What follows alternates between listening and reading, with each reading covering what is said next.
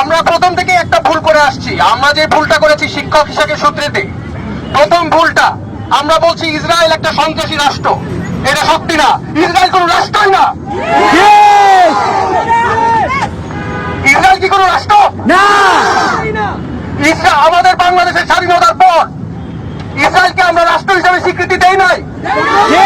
আমরা কোনদিন দিব না, কোনদিন দিতে দিব কাউকে না। বাংলাদেশের কোন সরকার, কোন ধর্মের মানুষ, কোন লোক কখনো এই স্বীকৃতি দিতে দেয় নাই, আমরা কোনদিন দিতে দিব না ইনশাআল্লাহ। এখানে অনেকে আছেন বিভিন্ন ধর্মের মানুষ, যাদের ধর্ম নাই তারাও আপনাদের সাথে এখন আছে।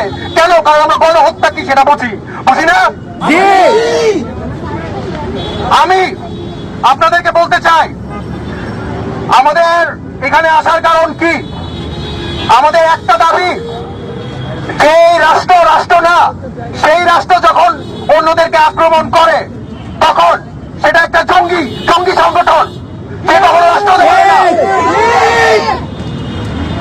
ইসরায়েল কি জঙ্গি সংগঠন? আমরা কখনো ইসরায়েলকে রাষ্ট্র মানি না। কাজেই আমরা বাংলাদেশের সরকারকে কূটনৈতিক ভাবে নেতৃত্ব নিতে বলবো। আমরা দাবি জানাই যে বাংলাদেশের সরকার ইসরায়েলকে রাষ্ট্র হিসাবে মানে নাই, কিন্তু এখন তাদেরকে স্বীকৃতি দিতে হবে জঙ্গি সংগঠন হিসাবে।